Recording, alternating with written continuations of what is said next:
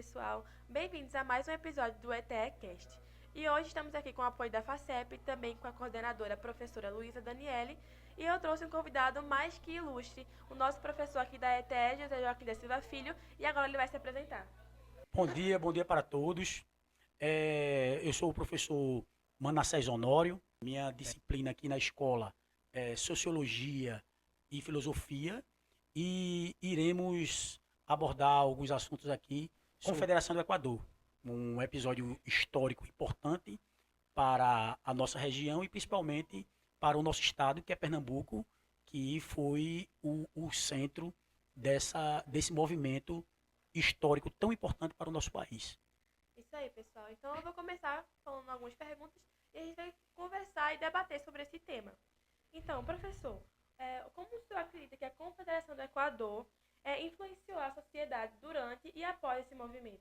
Era um movimento importante no sentido de divulgação de ideias que já estavam muito presentes na Europa, que já vinha de todo o processo histórico, desde o Renascimento até as ideias do Iluminismo. Né? O ideal da Revolução Francesa, naquele primeiro momento, se alastrou para o mundo. E também com a questão da independência norte-americana, né? Que vai se estabelecer o regime republicano. Aí essas influências externas, né, influenciaram não só o Brasil, mas o mundo. E aqui no Brasil especificamente, nosso território era distinto dos nossos vizinhos, porque o nosso processo de independência estabeleceu aqui no Brasil um sistema monárquico, totalmente diferente dos nossos vizinhos e do próprio sistema americano. No caso da pergunta específica que você falou sobre como influenciou exatamente nesse sentido de trazer essas ideias que estavam sendo tão debatidas na Europa para estabelecer um novo regime, ou seja, aquela transição, né, sair do regime absolutista para o regime republicano. Sim. É muito interessante, né, o que o senhor abordou, que as ações externas também influenciaram no nosso Pernambuco e também no nosso país, né, como o senhor falou, na Europa, no regime ali mais absolutista, né? Então, de certa forma, em que parte da Revolução o senhor acredita que a filosofia e a sociologia se aplicaram nessa ação, nesse movimento revolucionário? Não só nessa, mas também em outras revoluções que a gente teve aqui no nosso estado. Não todo sentido, a filosofia esteve presente em um nível fundamental, essencial para a Revolução.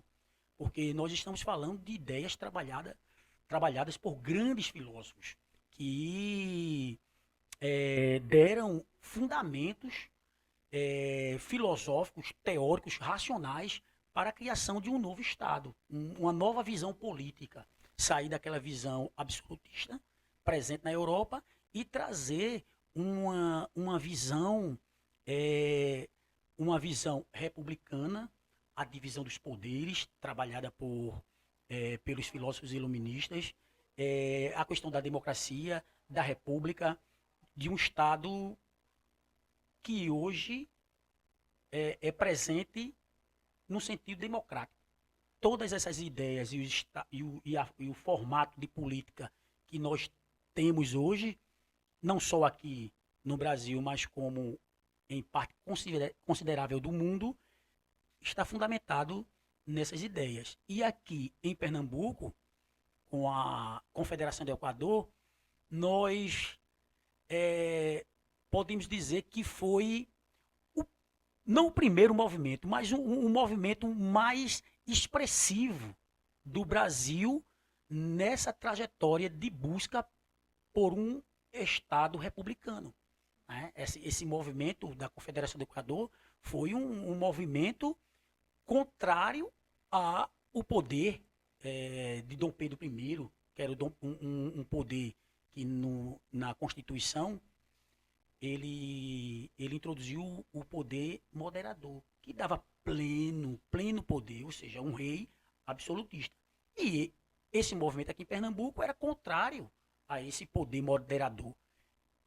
Os confederados, né, eles até aceitavam a ideia de um poder monárquico, mas que esse poder fosse uma monarquia constitucional.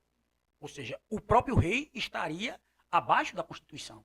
E o que Dom Pedro I não aceitou. Ele disse, não, a Constituição tem que estar abaixo, né, do rei. E isso foi o principal elemento que defragou a Confederação do Equador aqui no nosso estado. Como você falou, o governo do Dom Pedro I, ele causou um estopim para o nosso Pernambuco. Até porque era um governo autoritário, era um governo que, querendo ou não, a razão toda era do rei, e por ele ser o maior ali da região, ele queria ordenar, mandar, e também não conseguia, os confederados, não conseguia ter uma liberdade de expressão como a gente tem hoje, né? E em questão da atualidade, o senhor acredita que a falta de conhecimento sobre essas revoluções influenciam na educação de hoje? E também como a falta de conhecimento, né, faz com que as pessoas hoje em dia não saibam tanto de, por exemplo, aqui em Pernambuco, foi um movimento que foi pouco falado, mas que teve uma grande importância para o Brasil. Então, eu acredito que hoje a falta de conhecimento seja um pouco irrelevante para a nossa atualidade. Você acha que a falta de conhecimento hoje em dia atrapalha alguma coisa para a gente saber mais sobre essa história? Sua pergunta foi pertinente no sentido que, principalmente entre jovens, né, vemos assim que esses grandes movimentos, não só da Confederação do Equador, mas como outros movimentos que dão sustentáculo ao nosso sistema político hoje, não atrai a atenção dos jovens.